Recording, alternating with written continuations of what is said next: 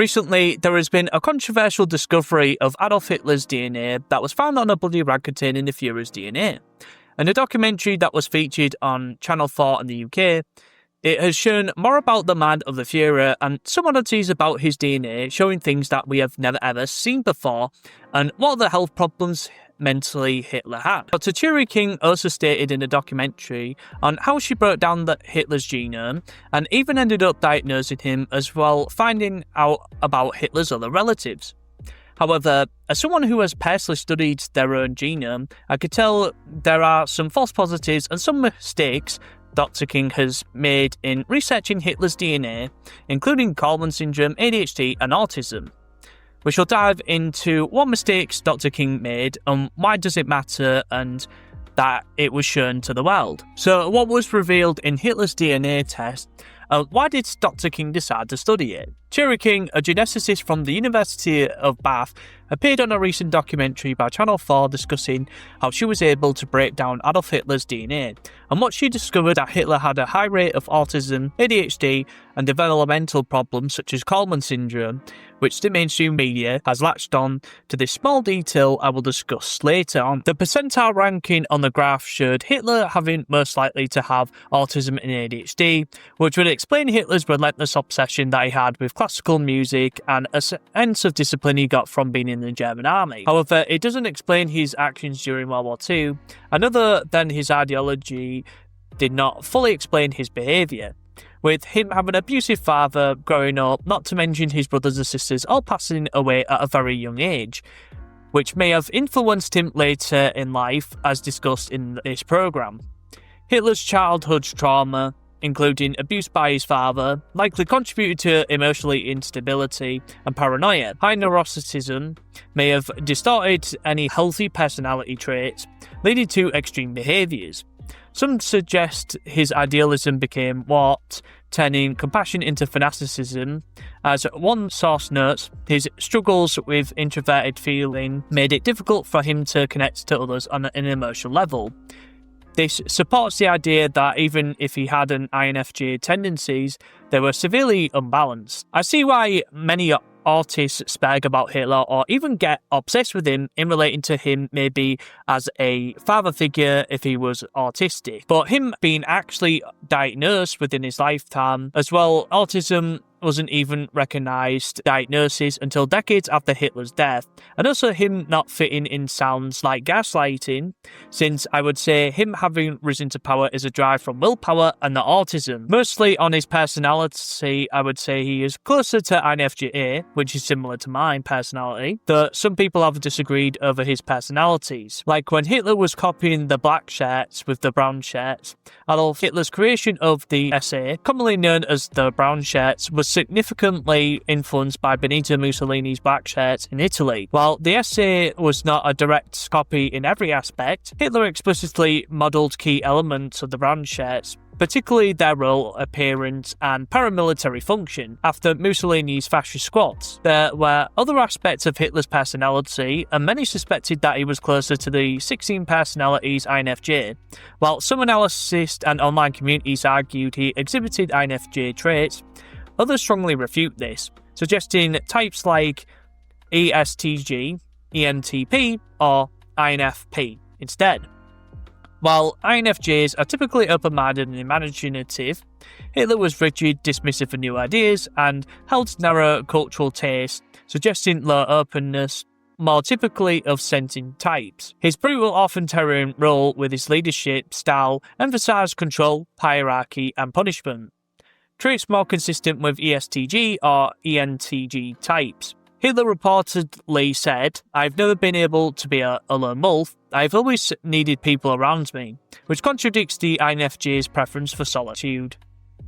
So his behaviour was more to do with his personality, more than him supposedly being autistic.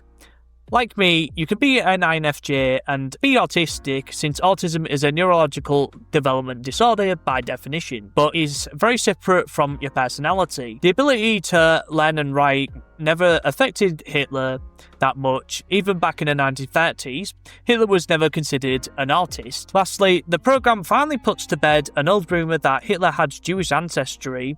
Its source is the fact that Hitler's father, Alois, was an illegitimate child of the Rothschild family, and the identity of his parental grandfather was unknown. But Hitler's male-line relative swab, collected 10 years earlier by Belgian journalists investigating a rumour that the German dictator had fathered an illegitimate son during the First World War, yielded a perfect Y chromosome match. Whether they got the relative's permission to use his DNA for the purpose is unclear. He had Hitler's blood and could squeeze it for genetic information.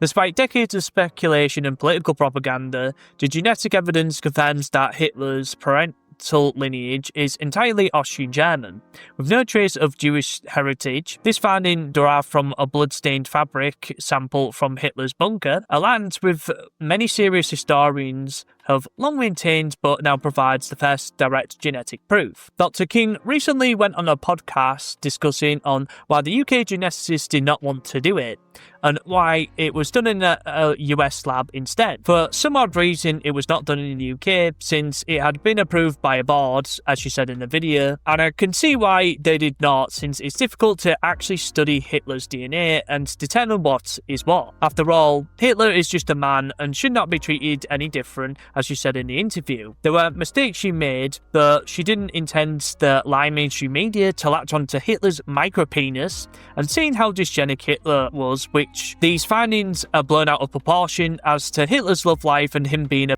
with Eva Braun, as well as other made-up rumours by the mainstream media. There was an error in which she discussed Kallmnn syndrome of Hitler's development and the PROC2 gene. The study lay Jean King gave away a grave error in an interview on her study, which you can watch here. About 9.5 minutes in the video, it is noted that there are 5 genes noted to be associated with Kallmnn syndrome, and we've got one deletion in one, in that the PROC2 gene. The problem is that this statement reflects a fundamental misunderstanding of how PROC2 actually functions in Kallmnn syndrome.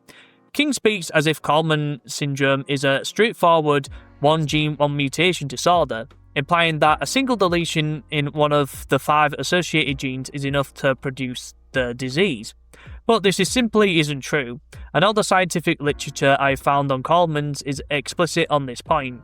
So every serious study we have on PROC2 and PROC2 shows that one mutation isn't enough to give someone Kallmnn syndrome. You need 2 defective copies or other defective genes related to pubertal development before Kallmnn syndrome reliably appears, and many perfectly normal, fertile people walk around with the same kind of genetic copy mutations reported in Hitler. Given that this is finding it came from a professional geneticist, it seems like stunning misinterpretation of their own findings, which have now been inflated even more by the media. So, a serious diagnosis in what the percentile means in a DNA study. For example, a percentage represents a part of a whole out of 100. It is a way to express a ratio of proportion. So for example, if you had 85 out of 100 on a test, your score is 85%. A percentile indicates the relative position of a value within a data set.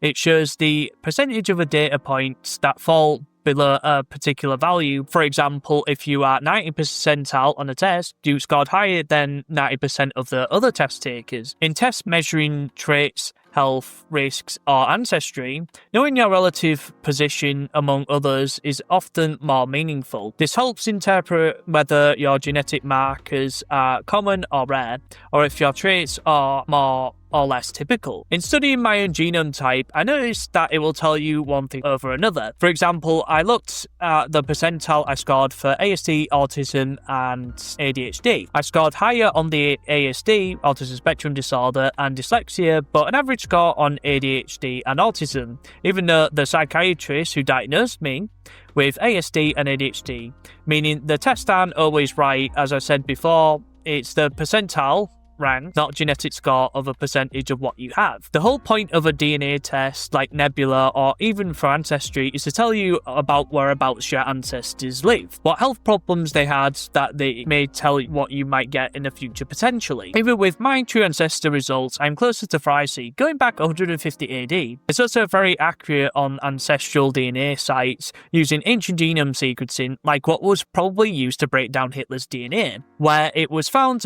locally near me like in York, which was a burn dig site that was done, which if the DNA was inaccurate or the DNA test from my true ancestor was false, it would have not brought up a dig site so close to or near me, or it would just give me random locations, of which it did, but I noticed that those locations were either within the UK or even parts of Iceland, France, or either other places that have high Germanic ancestry or even Viking. Hitler being diagnosed with Kallmnn syndrome, which even King herself did say his DNA was not diagnosable, and Hitler would have been in the top 1% likely to be diagnosed, meaning that he would not likely be diagnosed with autism, ADHD, or even something like with schizophrenia. My result from my DNA test would tell me if I was close to ADHD, autism, and autism spectrum disorder. So the question is, why was this DNA study even done in the first place? Well, I think for one, it is a lot more interesting to actually study the Führer's DNA because of how interesting his genetic markers would have been, including him being Austrian-German, which he was most likely, and especially of it also disproving the fact that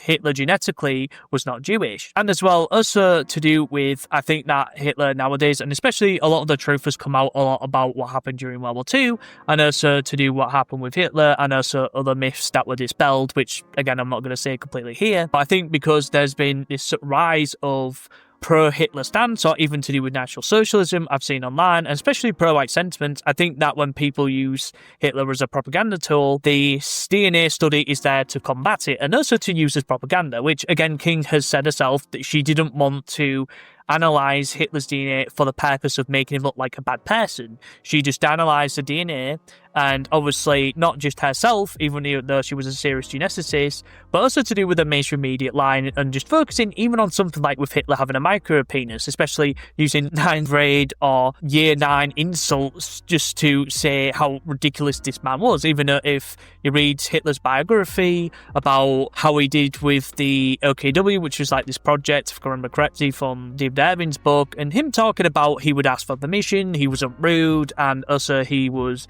very respectful towards his peers, and also to do with him being a military elite. And obviously, despite what you think of him, I do think that this DNA study was brought out of proportion, and also I think it was used to be propaganda against or having a pro-Hitler narrative, which again, like I've said, is probably more failing, as again, there's been a lot more pro-white sentiment on the internet. And to do with his Hitler's skull fragment, obviously when he went and game-ended himself, he obviously would have gone from his out of side of his skull, would have probably just even landed a bit of burn. But even when there was a skull fragment that was even found that was supposedly Hitler's, they said that it was, quote, female, meaning that it probably wasn't even Hitler's. And again, there has been a lot of things and a lot of sensationalization, not even just from what Dr. King said, but also to do with all the facts that there have been a lot of myths about Hitler, and even still things we probably don't even know to this day. So anyway, hope you've enjoyed this video about me talking about other aspects of even me studying my own geneticists, and even to do with something like me also looking at the rate of more likely if I'm more likely to develop autism, and other parts of this, and as well debunking all of the things, and including the Kallmnn syndrome misdiagnosis. And so if you want to click on these videos here while I've talked about other aspects of DNA and also to do with the history and other parts of what happened during World War II in Germany, I talk about those a little bit more in detail. And before you click off this video, I have a link in the description below with links to my other channels and also my Discord as well.